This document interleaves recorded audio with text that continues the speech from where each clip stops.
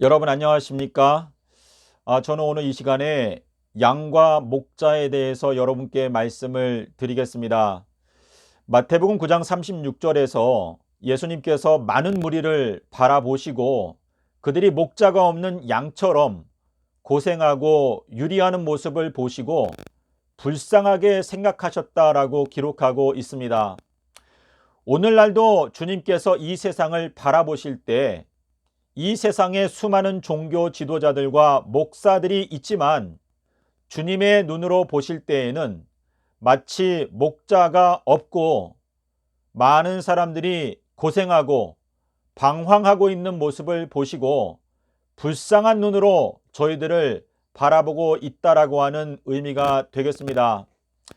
이사야서 6장 8절에서 내가 누구를 보내며 누가 우리를 위하여 갈꼬라고 하는 이 외침은 예수님께서 오늘날 마땅히 보낼 만한 목자를 간절하게 찾고 계신다라고 하는 의미가 되겠습니다. 요한복음 10장에는 목자에 대해서, 싹꾼에 대해서, 그리고 주님의 양무리에 대해서 말씀하시고 있습니다. 너희들은 나의 양이 아니기 때문에 나를 믿지 않는다라고 말씀을 하셨는데, 인자가 올 때에 이 세상에서 믿음을 발견할 수 있겠느냐? 노아 당시에 팽배하게 자리 잡고 있었던 불신의 정신이 이 마지막 때에도 역시 팽배하게 자리 잡고 있기 때문에 노아의 때와 마찬가지로 인자가 올 때에도 이 세상은 역시 불신이 팽배하게 될 것이다 라고 경고하시고 있습니다. 예수님께서 그 보고 들은 것들을 증거하지만 예수님의 증거를 받는 자가 없다라고 말씀을 하시고 있습니다. 나의 양은 나의 음성을 듣고 나는 그들을 알며 그들은 나를 따라온다라고 말씀을 하셨습니다. 마가복음 2장 19절과 20절에서 예수님께서 요한과 야고보에게 나를 따라오너라 라고 말씀을 하셨을 때 요한과 야고보는 즉시로 예수님을 따라 나섰습니다.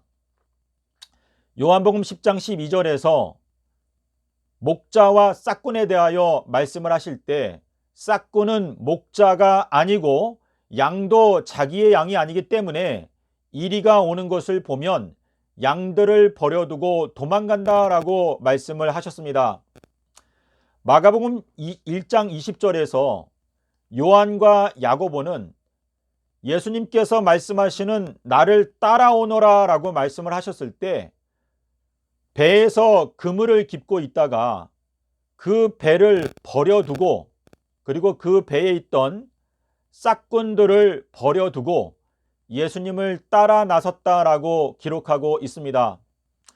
여러분께서 지금까지 교회의 목사님들을 주님께서 세우신 목자로 생각하고 지금까지 섬겨왔다 하더라도 이제는 주님께서 여러분의 눈을 열어서 여러분의 교회의 목사님이 싹꾼인지 아니면 목자인지를 분별할 수 있는 지혜를 주시는 때에 살고 있습니다. 주님께서 말씀하시는 바 나의 양은 나의 음성을 듣고 나를 따라온다라고 하는 그 말씀과 마가복음 1장 20절에서 요한과 야고보가 예수님의 음성을 듣는 순간에 배를 버려두고 싹꾼들을 버려두고 예수님을 따라 나섰다라고 하는 그 말씀은 오늘날 예수님께서 여러분과 저의 귀에 분명하게 말씀하시는 메시지가 있는 것입니다. 저희들은 이 마지막 때에 예수 그리스도를 따라가기 위해서 단호하게 싹꾼들을 버리고 배를 버리고 예수님을 따라 나설 수 있는 주님의 제자들, 주님의 양들이 되어야 합니다. 나의 양은 나의 음성을 듣는다. 계시록 1장 10절에서 내가 주의 날에 내 뒤에서 들리는 나팔 소리와 같은 음성을 들었다. 주님께서 세우시는 목자는 누구일까요? 요한복음 10장 2절에서 문으로 들어가는 자가 양의 목자다 라고 말씀을 하시면서 다른 데로 넘어 들어가는 자는 다 절도고 강도라고 말씀을 하셨습니다. 예수님은 양의 문입니다. 예수님께서 사망의 권세 아래 들어가셨다가 영생의 문을 열고 그 문을 통과해서 영생의 세계로 들어가셨습니다. 주님께서는 휘장 가운데로 열어놓으신 새롭고 산 길을 만드신 개척자, 길, 생명, 진리의 왕이십니다. 주님께서 무덤에 들어갔을 때 사람들이 무덤의 문 앞에 돌을 굴려서 막고 그 돌을 임봉하였습니다. 하지만 주님께서는 삼낮 삼밤을 땅속에서 지내신 후에 그 돌을 굴려내고 그 문을 열고 영생으로 들어가셨습니다. 예수님께서 문으로 들어가는 자가 양의 목자다라고 하는 말씀과 계시록 1장 18절에서 내가 사망과 음부의 열쇠를 갖고 있다. 히브리서 1장 14절에서 말씀하시는 사망으로 말미암아 권세 잡은 자 마귀를 없이 하신다. 우리 모든 인류의 소망은 사망으로 말미암아 권세 잡은 자 그 사탄의 권세를 이기고 무덤에서 나와서 무덤에서 문을 열고 나와서 영생으로 들어가는 것이 우리 모든 인류의 소망입니다. 그런데 예수님께서 무덤의 문을 열고 영생으로 들어가셨기 때문에 주님께서는 나는 선한 목자다라고 말씀을 하고 계시는 것입니다. 이 무덤의 문을 큰 돌을 굴려서 막고 임봉하였는데 그 임봉이 바로 삼낮 삼밤 땅속에서라고 하는 말씀입니다. 저희들이 이 마지막 때 예수님의 발자취를 발견하고 그 발자취를 따라가지 못하면 저희들은 영생에 들어갈 수가 없습니다. 창세기 3장 15절에서 뱀이 예수님의 발꿈치를 상하게 한다. 예수님의 발자취를 상하게 한다. 시편 89편 51절에 발자취, 발꿈치, 히브리어로 같은 단어인데요. 사단은 예수님께서 곧고 좁은 길을 걸어가시면서 생명의 길을 열어놓으셨는데 그 뒤를 따라가는 주님의 양무리들이 그 생명의 길을 가지 못하도록 하기 위해서 주님의 발자취, 주님의 발자국을 망가뜨렸습니다. 이사야서 27장 1절에서 날렘뱀 리워야다는 꼬불꼬불하다라고 말하고 있는데 주님께서 열어놓으신 이 시온의 대로 영생의 길, 생명의 길을 그 발자국을 사단이 지워버리고 거짓된 길을 만들어 놨고 그 거짓된 길을 대부분의 기독교인들이 따라가고 있습니다. 저희들은 예수님의 걸어가신 그 생명의 길을 알기 위해서 삼낮 삼밤 땅속에서라고 하는 그 임봉을 떼고 예수님께서 열고 들어가셨던 그 영생의 문을 저희들도 발견하게 될 때 예수님을 따라가서 영생에 들어갈 수가 있는 것입니다. 주님께서 마태복음 24장에서 경고하시기를 노아의 때에도 많은 사람들이 멸망을 당하게 되는 순간까지 깨닫지 못했는데 인자의 임함도 역시 그렇게 될 것이다 라고 말씀을 하신 것은 이 마지막 때에 우리의 운명이 영원히 멸망을 당하게 되는 그러한 순간까지 진리의 말씀을 깨닫지 못하게 되는 불상사가 허다하게 발생한다는 것을 예수님께서 경고하신 것입니다. 요한복음 21장 15, 16, 17절에서 요나의 아들아 너가 목자다. 요나의 아들아 너가 나의 양들을 먹여라. 요나의 아들아 너가 나의 지극히 작은 양들을 먹여라. 이렇게 3번을 강조하신 것을 생각해 보시기를 바랍니다. 요한복음 10장 7절에서 예수님께서 역시 3번을 강조해서 말씀하셨습니다. 또 다시 진실로 진실로 너희에게 이르노니 내가 양의 문이다 라고 말씀을 하셨는데요. 나보다 먼저 온 자들은 다 절도고 강도다 이렇게 말씀을 하시면서 저희들의 마음에 경고를 주시는 것은 예수께서 가라사대 예수님의 말씀을 내 마음 가운데 견고하게 깨닫게 되기 위해서 노력하지 아니하면 저희들은 그 문을 통과해서 들어갈 수가 없는 것입니다. 생명으로 인도하는 문은 그 길이 좁고 협착하기 때문에 그 문을 발견하는 자가 적다 라고 주님께서 말씀하시고 있습니다. 심지어 예수님의 제자들조차도 성령을 받기 전에는 제3일에 부활한다라고 하는 말씀을 전혀 깨닫지 못했다가 성령을 받은 후에야 예수님께서 제3일에 부활하신다라는 말씀을 깨닫게 되었는데 지금 현 기독교단은 예수님께서 제3일에 부활하신다라는 말씀을 깨닫고 있는 사람이 거의 없습니다. 고린도전서 15장 1절과 4절에서 사도 바울이 전해준 복음은 주님께서 성경대로 제3일에 부활하신 그 진리다라고 말하고 있는데 다른 복음은 없다. 제3일에 부활하신 이 예수님 이것이 복음인데 다른 복음을 전하는 자는 저주를 받게 될 것이다. 갈라디아서 1장 11절 1장 4절과 8절에서 말하고 있습니다. 이 복음이 가리웠다면 멸망하는 자들에게 가리운 것이다. 고린도후서 4장 3절에서 말씀하시고 있는데요.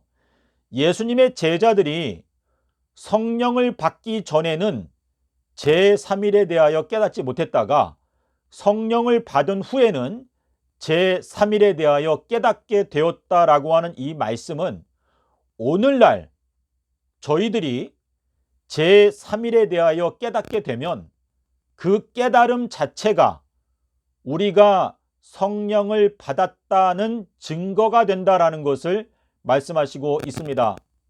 여러분께서 요한복음 7장 39절과 누가복음 18장 33절 34절을 보시면 성령을 받기 전의 상태가 있고 성령을 받은 후에는 요한복음 20장 22절과 그리고 누가복음 24장 36절 45절 46절을 보면 주님께서 부활하셔서 숨을 내쉬며 가라사대 성령을 받으라 라고 말씀을 하시고 제자들의 마음을 열어서 그들에게 제3일에 부활하신 진리를 깨닫게 하셨다라고 기록하고 있습니다. 주님께서 내가 너희에게 평안을 주는데 내가 너희들에게 주는 평안은 세상이 주는 것과 같지 않다라고 말씀을 하시고 부활하셨던 그날 서기 30년 아비벌 18일 날 부활하셨죠. 자, 아비벌 14일 날 죽으시고 아비벌 18일 날 부활하신 이 진리, 이것이 생명나무 진리인데 여러분께서 이 진리를 깨닫기 위해서는 베드로에게 말씀하셨던 요나의 아들로 거듭나지 아니하면 깨달을 수가 없는 것입니다. 저희들이 섬기는 지존자 하나님이 히브리어로 엘 요나입니다. 위쪽에 계신 비둘기라고 하는 뜻인데 자, 시온산도 시 요나입니다. 자, 시온산에 서는 자들은 전부 다 비둘기들만이 설 수가 있는 것인데, 이사야서 7장 3절과 예레미야서 4장 6절을 원어로 살펴보시기를 바랍니다.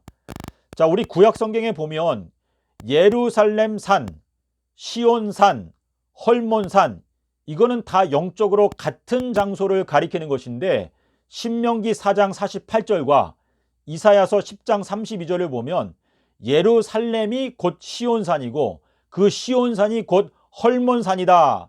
시편 133편에 보면 헐몬의 이슬이 내려 아론의 수염에 흐른다. 이러한 표현이 있지 않습니까? 그래서 성경에서 말하는 새 예루살렘은 곧 시온산을 말하는 것이고, 그 살렘이 평화, 그리고 그것이 완전을 뜻하는데, 내가 제3일에 완전하게 된다라고 하는 말씀을 저희가 꼭 깨달아야 합니다. 그래서 내가 제3일에 부활한다. 제3일에 완전하게 된다. 자, 제3일이 일요일이었는데 제7일은 어디에 있습니까? 제7일 큰 안식일, 아비벌 15일은 예수님의 순환주간 중에 목요일이었습니다. 저는 지난 12년의 세월 동안에 요나의 표적, 비둘기의 표적, 인자의 징조, 이 삼낮 삼밤 땅속에서 이 말씀을 통해서 성경을 관통하는, 그러니까 아담과 하와가 범죄했던 날짜, 나는 처음과 마지막이다. 자, 처음에 주님께서 저희들에게 보여주셨던 복음과 십자가에서 나타났던 복음과 그리고 세상 끝에 보이게 되는 인자의 징조는 전부 다 복음을 말하는 것입니다. 우리가 구원받게 되는 그 복음이 처음에 제시가 되었고 마지막 때에 또 제시가 된다라고 하는 의미인데, 이사야서 46장 10절에서 내가 종말을 태초부터 고하고 아직 이루지 아니한 일들을 옛적부터 알려주었다라고 하는 이 말씀은, 주님께서는 처음이고 마지막이시기 때문에 아담과 하와에게 보여주셨던 구속의 계획이 십자가에서 동일하게 나타났고, 성경은 십자가 사건을 세상 끝이라고 말하고 있습니다. 그리고 이 마지막 때 2024년도 역시 세상 끝이다라고 말하고 있는데, 히브리서 9장 26절로 28절에서 말씀하시고 있죠. 세상 끝에 주님께서 나타나셨는데, 지금 이 세상 끝에 주님께서 인자의 징조, 자, 인자의 징조는 아담과 하와가 범죄할 때 수요일날 선악과를 따먹고 일요일에 가죽옷을 입었다.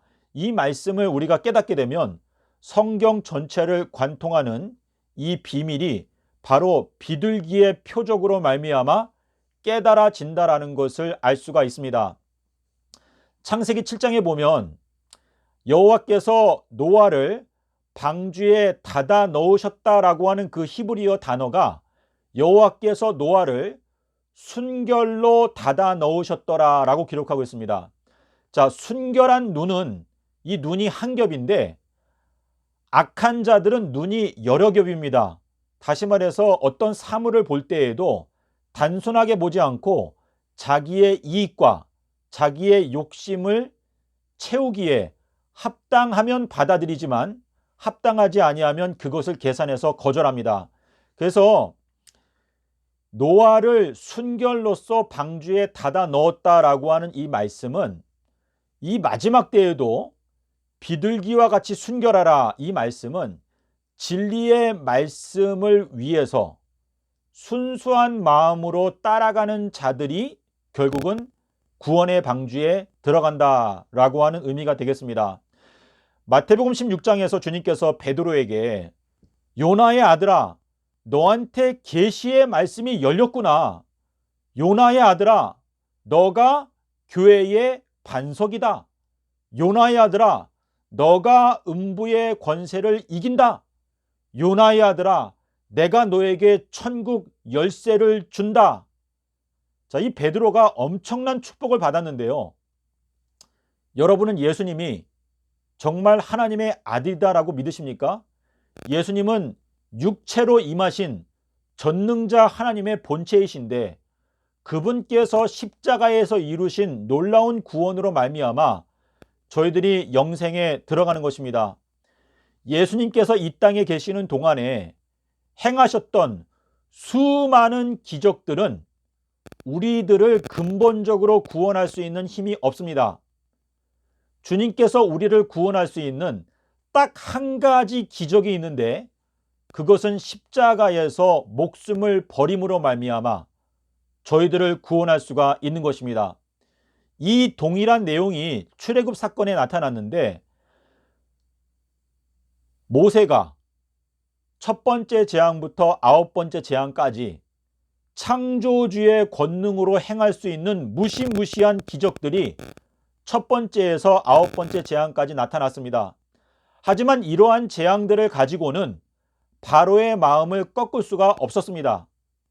열 번째 재앙에서 어린 양이 죽게 되었을 때 그때에 비로소 바로의 마음을 꺾고 이스라엘 백성들이 출애굽할 수가 있었는데 이것은 우리 전 인류를 구원하시는 하나님의 그 구원의 능력이 창조주께서 행하시는 여러 가지 기적들을 가지고는 우리들을 구원할 수가 없고 예수님의 십자가에서 흘러나오는 사랑, 요한복음 15장 13절에서 사람이 친구를 위하여 목숨을 버리면 그것보다 더 큰 사랑이 없다라고 하는 그 말씀을 깨닫게 될 때 예수님께서 십자가에서 나타내시는 그 사랑을 우리가 깨닫고 그 사랑이 우리의 마음 가운데 심겨지게 될 때 우리가 사단의 손아귀에서 놓일 수가 있다, 해방될 수가 있다라는 것을 말씀하시는 것입니다.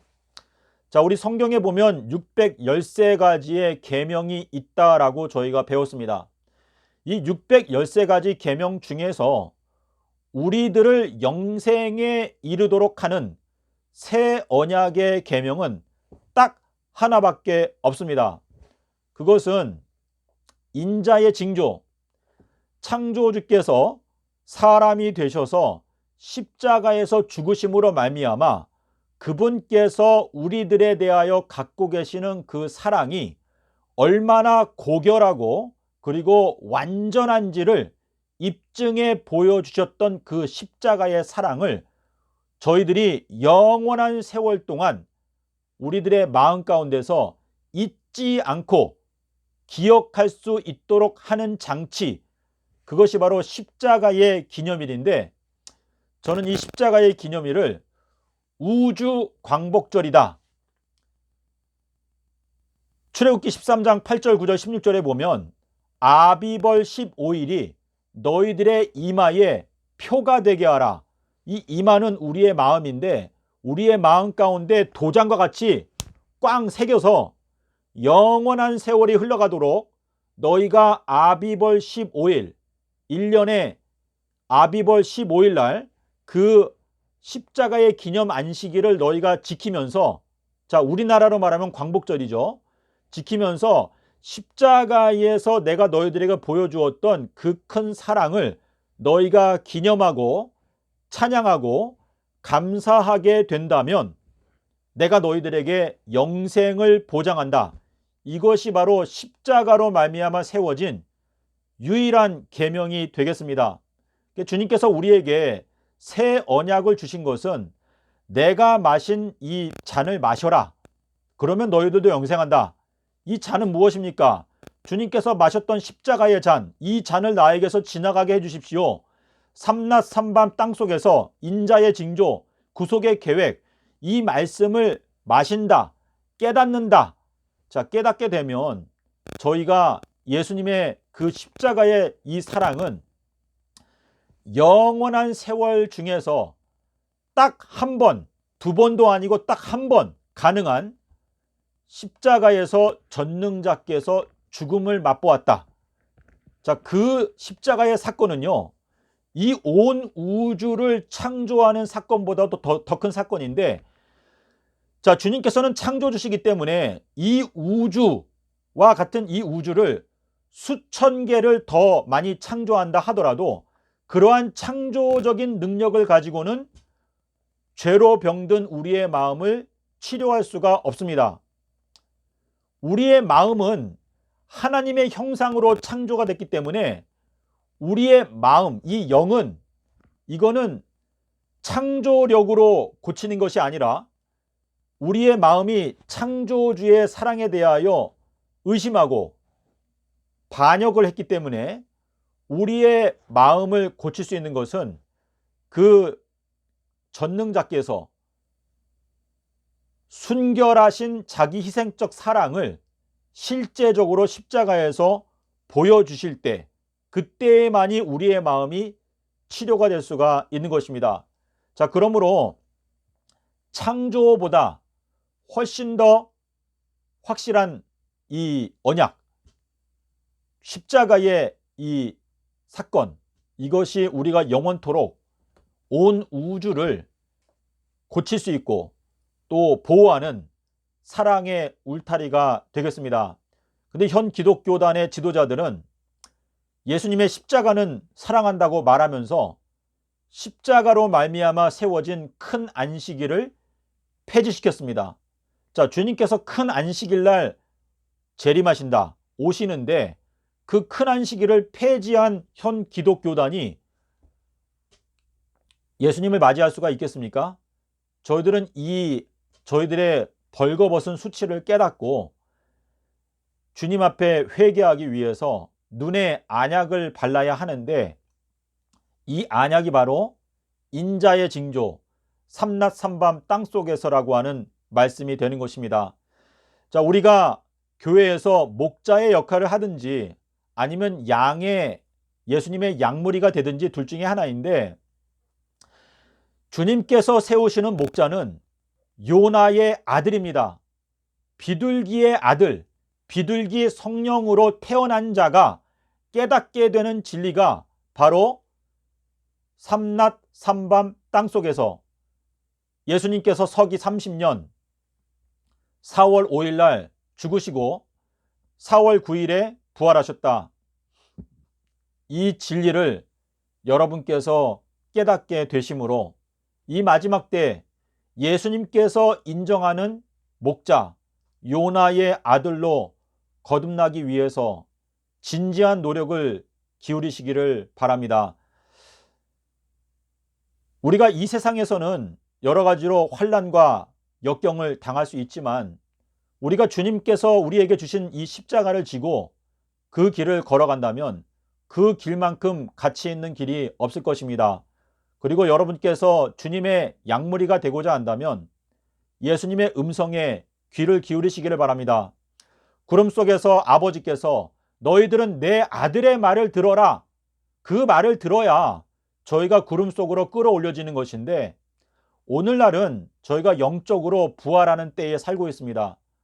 에베소서 5장 14절에서 잠자는 자들아 죽은 자들 가운데서 깨어 일어나라, 이 말씀은 저희가 지금 영적으로 잠자고 있고 죽은 상태 가운데 있는데, 마태복음 25장 6절에서 다 졸며 잘새 밤중에 소리가 나기를 보라 신랑이로다 맞으러 나오라. 2024년도는요 밤중입니다. 밤중. 2023년도는 저물 때였습니다. 그리고 내년도는 닭이 울 때, 그리고 2026년도는 새벽에가 되는 것인데요. 자, 이 내용을 여러분께서 잘 이해하기 어려운 분들이 있을 줄로 생각이 되는데, 제가 지금 자세하게는 말씀을 드리지 않지만 때가 다 되었습니다. 주님께서 원하시는 목자는 요나의 아들, 계시록에 나오는 이 새 예루살렘 도성 전체가 전부 다 요나의 아들들로 구성되어져 있습니다. 여러분께서 벽옥에 대하여 공부해 보시기를 바랍니다. 그래서 우리가 새 예루살렘의 구성원이 되기 원하면 요나의 표적, 인자의 징조, 인자가 삼낮 삼밤 땅속에서 지내리라. 마태복음 24장에서 말씀하시는 번개가 동방에서 번쩍하여 서방을 비추는 것과 같이 인자의 징조가 동방에서 발생하여 서방 사람들을 비추어 주게 될 것이다. 이 말씀이 성취될 때가 되었고, 이 말씀을 성취하기 위해서 주님께서 기드온의 300명과 같은 사람들을 부르고 계십니다. 에스겔 43장에 여호와께서 동편으로 들어오셔서 서편으로 진행해 가신다. 자, 이 말씀은 하나님의 이 영광이 동쪽에 살고 있는 여러분과 저에게 비추고 있습니다. 민수기 2장 3절에 보면 해 뜨는 곳 동쪽에는 유다 지파가 살 것이다. 대한민국은 하나님께서 유다 지파로 부르고 계시는 것입니다. 그래서 하나님의 영광이 이 동방을 비추고 있기 때문에 여러분이 오늘날 기도하고 마음 먹고 하나님의 말씀을 순수한 마음으로 살펴본다면 여러분의 마음을 하나님의 영광으로 가득 채워줄 것이고, 여러분이 동방의 샛별, 동방의 별들과 같이 되어서 서방 사람들을 비추어주고 주님께서 오시는 이 길, 흑암 가운데 있는 이 백성들에게 그 별과 같이 가는 길을 인도하는, 다니엘서 12장에서 말하는 많은 사람들을 의로운 길로 인도하는 자는 하늘의 별과 같이 영원토록 비추리라. 이 말씀을 생각하시면서 여러분께서 주님께서 인정하시는 목자는 요나의 아들이다. 주님께서 인정하시는 양들은 주님의 음성을 듣는 자들이다. 고린도전서 1장 6절과 7절에서 예수의 증거가 너희들의 마음 가운데서 견고하게 되면 그 다음에는 예수 그리스도의 계시가 열리는데, 예수 그리스도의 계시가 열리면 복음을 깨닫게 되는데, 그 복음은 예수님께서 제3일에 부활하신 진리이다. 갈라디아서 1장 11절 12절, 그리고 고린도전서 15장 1절과 4절. 그래서 너무나 간단한데요. 지금 저희가 사도 바울의 글을 많이 읽고 있지만 사도 바울이 깨달았던 것이 뭐냐면 바로 인자의 징조입니다. 그래서 고린도전서 15장 4절에서 성경대로 예수님이 제3일에 부활하신 것이, 그것이 복음인데 그 복음 외에는 다른 복음은 존재하지 않는다. 갈라디아서 1장 4절과 8절에서 다른 복음을 전하면 저주를 받을지어다. 예수님께서 금요일날 돌아가셨다라고 하는 거짓된 교리를 가르치는 자들은 전부 다 저주를 받게 될 것이다. 사도 바울이 분명하게 말하고 있습니다. 그래서 갈라디아서 로마서인가요? 로마서 6장 5절에서 예수님의 그 죽으심, 성경대로 그 죽으심, 그 진리가 동일하게 내 마음 가운데 심겨지게 되는 사람들은 부활에 동참하게 된다라고 말씀을 하시고 있습니다. 믿음의 형제자매 여러분, 하나님의 비밀은 예수님께서 십자가에서 죽으신 것 외에는 없습니다. 고린도전서 2장 1절과 2절에서 하나님의 비밀이 나오지 않습니까? 저희들은 예수님의 십자가를 깊이 살펴보아야 합니다. 부디 여러분께서 이 말씀을 깨닫고 주님께서 주시는 그 확신 가운데 들어가서 진리의 말씀을 담대하게 외칠 수 있는 주님의 용사로 거듭나게 되시는 여러분들이 되시기를 바라면서 말씀을 마치도록 하겠습니다. 감사합니다.